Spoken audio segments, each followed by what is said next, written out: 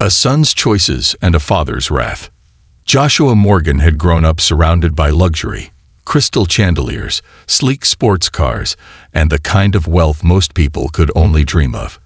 His father, Joseph Morgan, had built an empire from the ground up, and as his only son, Joshua was expected to carry that legacy forward. But for all the power and privilege he had inherited, there was one thing Joshua had never truly had: freedom. That freedom had come in an unexpected form. Megan Carter, she wasn't from his world.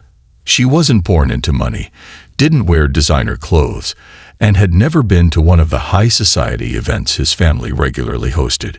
She was a waitress, working long shifts at a small cafe on the edge of town, where they had first met. It had started as nothing: a conversation over coffee, a stolen moment during a late-night drive. But Megan had been different. She didn't care about his last name, didn't try to impress him with fake admiration. She saw him for who he was, not just the heir to the Morgan fortune. And then everything changed. Joshua found out Megan was pregnant. The moment she told him, he had felt his entire world tilt. It wasn't fear he felt. It was something else. Responsibility. Excitement. Love. But there was one problem. His father. Confrontation at the mansion. That night, Joshua had driven home, gripping the steering wheel tightly, his mind running through every possible way to tell this father. Joseph Morgan was not a man who reacted well to surprises. When he stepped into the Morgan estate, he was greeted by the usual cold, calculated grandeur: gleaming marble floors, towering walls lined with expensive artwork, and an eerie silence that always made the place feel less like a home and more like a museum. His father was waiting in his study. Joseph sat behind his grand oak desk, his piercing blue eyes staring at Joshua with a gaze that could cut through steel. "Sit," his father ordered, his voice calm but laced with authority. Joshua took a deep breath and sat, already bracing himself for the storm that was about to hit. "You wanted to see me," Joseph said, his tone cool. "Tell me it's something worthwhile." Joshua exhaled slowly. There was no easy way to say it. "Dad," he started, "I have something to tell you. Megan is pregnant." The silence that followed was deafening. Joseph didn't move at first. His expression didn't change. Then, slowly, he leaned forward, steepling his fingers together. "A waitress," he finally said, his voice eerily calm. Joshua squared his shoulders. "Yes, and I love her." Joseph scoffed, shaking his head. "Love," he repeated, the word sounding foreign on his tongue. "Is that what you think this is? Love? Do you have any idea what you've done?" Joshua clenched his fists. "I know exactly what I've done. I'm taking responsibility, and I'm going to be a father, whether you approve or not." Joseph's jaw tightened. "You're going to throw away everything for some girl who saw an opportunity and took it." Joshua stood up abruptly, his anger boiling over. "She didn't even know who I was when we met. She doesn't care about the money. She cares about me." Joseph finally rose from his chair, his tall frame towering over Joshua. "And what do you care about? Love? Responsibility?" He let out a cold, humorless laugh. "Do you know what I care about, Joshua? Legacy, control, power. And you. You have thrown everything away for a mistake." "It's not a mistake," Joshua shot back, his voice firm. "It's my life." For a long moment, they just stared at each other, father and son. Two men standing on opposite sides of a war neither was willing to lose. Then, Joseph walked over to his desk, pulled open a drawer, and took out a sleek black folder. "If that's how you want it," he said, "then you can do it without my name, without my money. As of this moment, you are no longer a part of the Morgan family." Joshua's heart pounded. "What?" "You heard me," Joseph said, his voice devoid of emotion. "You're cut off. No inheritance, no family connections. You are on your own." Joshua's breath caught in his throat. He had always known his father valued his empire more than anything, but to hear it spoken so plainly, so coldly. For a moment, he hesitated. A small part of him wondered if he should apologize, take it back, find a way to smooth things over. But then he thought of Megan, thought of the tiny life growing inside her, his family, and suddenly the choice was clear. "Fine," Joshua said. "If that's what it takes to be a real man, then I'll do it. I'll prove to you that I don't need your money or your approval." Joseph smirked. "We'll see how long that lasts." Joshua didn't say another word. He turned, walking out of his father's study, his footsteps echoing through the grand hallways of the mansion. By the time he reached his bedroom, he could feel the finality of it sinking in. He was leaving. For good. A mother's goodbye. As he packed his bags, a soft knock came at the door. When he opened it, his mother, Eleanor Morgan, stood there. Unlike his father, Eleanor had always been warm, always kind. But she had never been able to stand up to Joseph, not really. "You're leaving," she said, her voice barely above a whisper. "I have to, Mom," Joshua said, his voice thick. She nodded, stepping inside and closing the door behind her. "I know." There was silence between them, filled only by the distant hum of the city outside. Then she reached into her robe pocket and pulled out a sleek black envelope. "Take this," she said. Joshua frowned. "Mom, what is this?" "A bank card," she said quietly. "I started an account for you years ago, just in case something like this happened." His throat tightened. "I can't." "You can," she insisted. "You have a baby to think about now. This isn't just about you anymore. It's about protecting your family." Joshua hesitated, then took the envelope. "I love you, Joshua," she whispered, placing a hand on his cheek. "That won't change." A lump formed in his throat. "I love you too, Mom." A voice echoed down the hallway. "Security will be here soon," she murmured. "You should go now." Joshua gave her one last look before picking up his bag and walking out. He descended the grand staircase, passing the portraits of his ancestors, the symbols of the Morgan legacy. He didn't look back. The butler opened the massive front doors, and a cold breeze hit him as he stepped outside. His car was waiting, the last thing still in his name. As he started the engine, his phone buzzed. Megan's name flashed on the screen. He answered. "Hey," he said softly. "Hey," she replied. "Are you okay?" Joshua exhaled, staring at the long road ahead. "I will be," he said. And with that, he drove away from the only home he had ever known, toward the life he was about to build. The price of freedom. A new beginning in an unfamiliar world. The sleek black sedan Joshua had driven for years felt different now. It no longer carried the weight of privilege, but the weight of uncertainty. He wasn't Joshua Morgan, heir to an empire anymore. He was just Joshua, a man with no money, no plan, and a baby on the way. The city lights flickered through his windshield as he drove, his knuckles white from gripping the steering wheel. He had spent his entire life surrounded by comfort, expensive suits, five-star dining, and personal drivers. Now he was heading toward a life that promised none of those things. But as much as fear gnawed at him, there was something else underneath it. Something new, a sense of freedom. His phone buzzed again. Megan. He hesitated, then pressed accept. "Hey," he said, keeping his voice steady. "Joshua," she breathed, relief evident in her tone. "Are you okay? Where are you?" He exhaled slowly, forcing himself to relax. "I'm on my way to you." A pause. Then her voice softened. "So, it happened, didn't it?" "Yeah," he admitted. "He cut me off." Silence filled the call.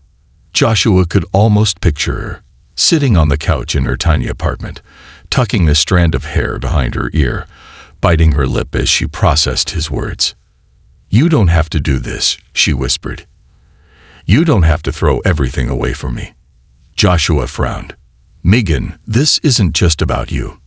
It's about us. About our baby." Her breath hitched. "I know. I don't want you to regret this." Joshua pulled up to a red light, staring blankly at the empty streets ahead. He had given up everything: his father's approval, his inheritance, his legacy. But somehow, for the first time in his life, he felt like he was making his own choices. "I won't," he said firmly. "We'll figure it out together." The light turned green, and he drove forward, toward the unknown, adjusting to reality. Megan's apartment was a stark contrast to the lavish mansion he had left behind. It was small, barely big enough for two people, let alone a baby. The walls were scuffed, the furniture mismatched, but it was warm. Lived in, it felt real. When he stepped inside, Megan was already waiting for him. She was wearing one of his old sweaters, her small frame swallowed in the fabric. Her belly had grown since the last time he had really noticed, a gentle curve beneath the cotton. The sight of it hit him like a truck. He wasn't just here for Megan. He was here for the life growing inside her. She stood awkwardly, not sure whether to hug him or not. Joshua made the choice for her. He stepped forward, wrapping his arms around her, pulling her close.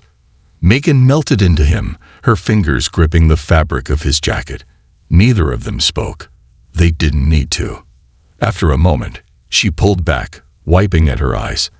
"I made some tea," she said, clearing her throat. "It's probably cold now." Joshua chuckled softly. "Tea sounds great." They sat together on the small couch, cups in hand. "So," Megan started hesitantly, "what now?"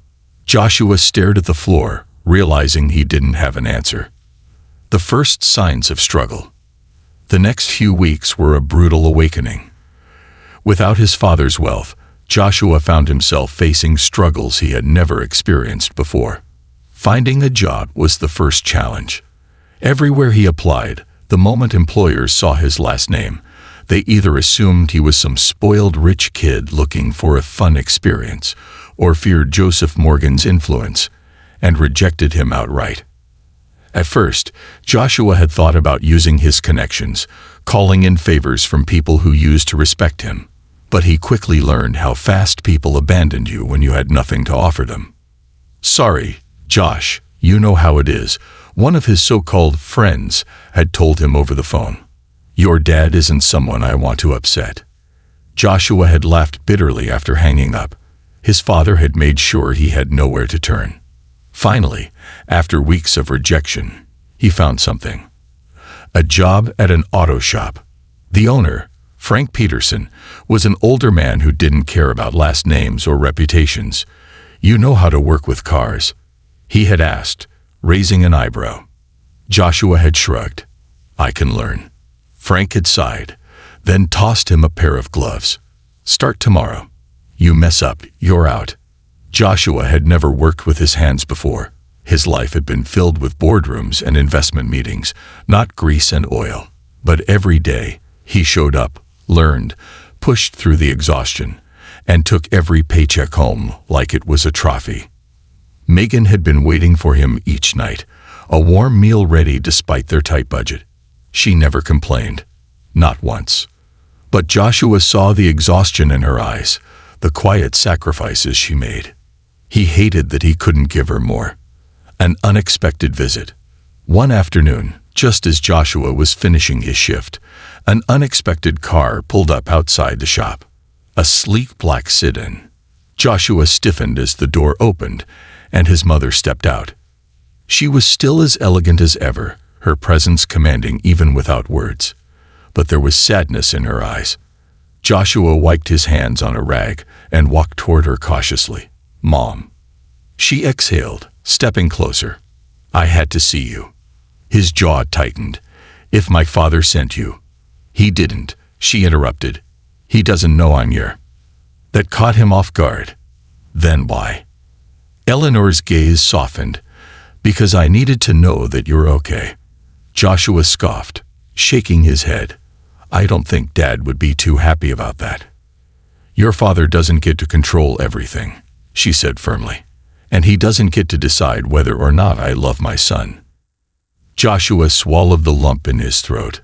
Despite everything, his mother had always been the only warmth in that cold mansion. "I'm managing," he admitted. "Barely, but I am." Eleanor hesitated, then reached into her bag and pulled out an envelope. Joshua frowned. "Mom, I don't." "It's not money," she interrupted again. He took it, confused, and when he opened it, his breath caught. It was a photo, a black and white sonogram. His hands trembled as he stared at it. "Megan, she gave you this." Eleanor nodded. "She wanted you to have it." Joshua's chest tightened. He had known about the baby, but seeing it, it made everything real in a way he hadn't been prepared for. Tears burned at the back of his eyes, but he blinked them away. "I should go," Eleanor said softly, watching him carefully. "But I want you to know that no matter what your father says, you are still my son, and I will always be proud of you." Joshua inhaled deeply, then looked at her. "Thank you, Mom." She smiled, then turned and got back into the car, leaving him standing there, clutching the first image of the life he was about to bring into the world. A new kind of wealth. That night, when he got home, he showed Megan the sonogram, and they held each other for what felt like forever. "I don't care how hard this gets," Joshua whispered into her hair. "We're going to be okay." Megan smiled, pressing a hand to her belly. "Yeah," she whispered back. "We will." For the first time in his life, Joshua Morgan had nothing. No money, no inheritance. But in that moment, with Megan beside him and their unborn child between them, he had never felt richer. The wealth of the heart, a father's regret. Joseph Morgan sat alone in his grand study, the room dimly lit by the glow of the city skyline. The empire he had spent decades building stood tall outside his window, a testament to his power, his success. And yet, for the first time in his life, he felt utterly powerless. His assistant had placed the latest business reports on his desk earlier that evening, but Joseph hadn't touched them. For once, numbers didn't matter. All he could think about was his son. Joshua had been gone for months, and despite what Joseph had told himself that night, the night he threw him out, the silence left behind had become unbearable. At first, he had expected his son to return, tail between his legs, begging to be forgiven. But Joshua never did. Instead, Joseph started hearing whispers. That Joshua was working a blue-collar job. That he was living in a modest apartment with that waitress, the one Joseph had been so certain was after his money. That he wasn't just surviving without the Morgan fortune, he was thriving. And then, the news that finally shattered him. His grandchild had been born. Not through a formal announcement, not through a family gathering, but through a leaked photograph. Someone had seen Joshua and Megan outside a small cafe. Megan holding a newborn wrapped in a soft blue blanket. Joshua cradling both of them with a love and pride Joseph had never seen in him before. Joseph had spent his entire life believing wealth was the greatest power a man could have.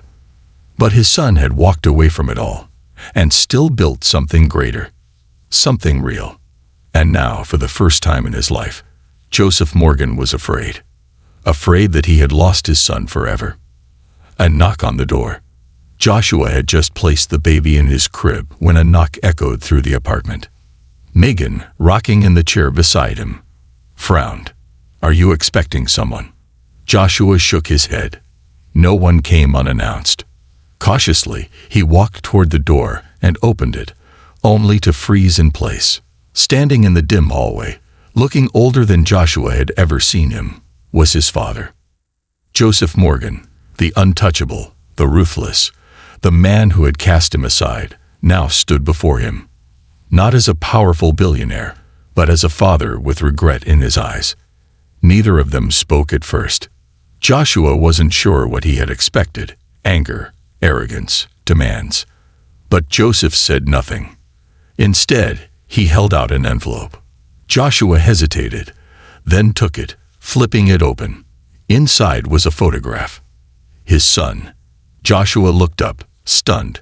"Where did you?" "I saw it in the paper," Joseph admitted, his voice quieter than Joshua had ever heard it.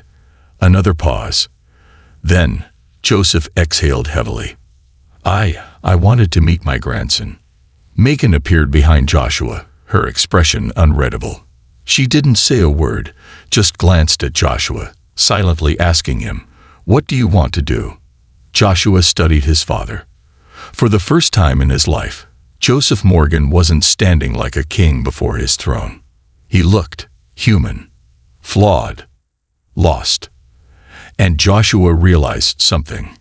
He had spent his whole life wanting his father's approval, his validation. But standing there, with his child sleeping soundly behind him, with Megan by his side, he no longer needed it. He had already built something his father had never understood, a life filled with love. "Come in," Joshua finally said. Joseph blinked, surprised. "Are you sure?" Joshua nodded. "I don't know if I can forgive you yet, but if you're here for him, you should meet him." Joseph swallowed, his composure cracking just slightly. Then, with an unsteady breath, he stepped inside. Not all wealth is measured in money. That night, Joseph Morgan held his grandson for the first time. He sat in the small living room, staring down at the tiny boy wrapped in blue.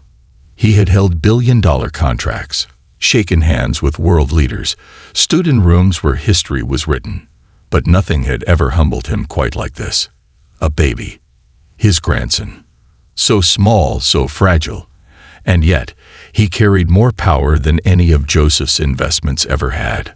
Because this was the first time in decades that Joseph Morgan had felt something real. Joshua watched his father carefully. For so many years, he had feared becoming this man. Cold, unfeeling, obsessed with power.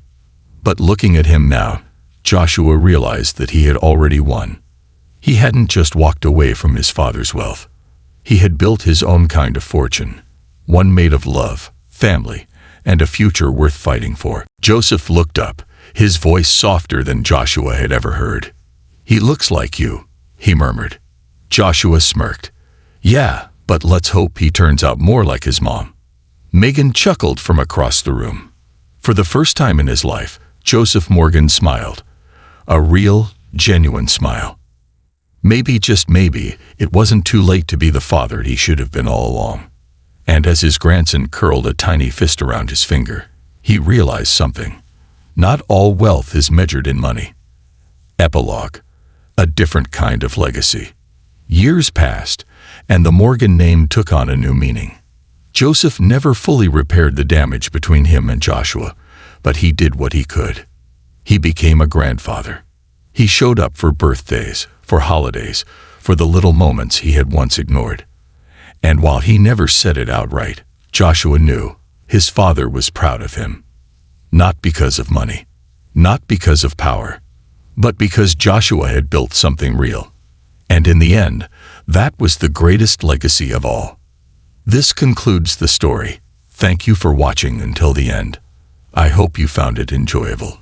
If you did, please consider liking the video and sharing it with your friends. Don't forget to subscribe to our channel and activate the notification bell for more captivating stories. Have a great day.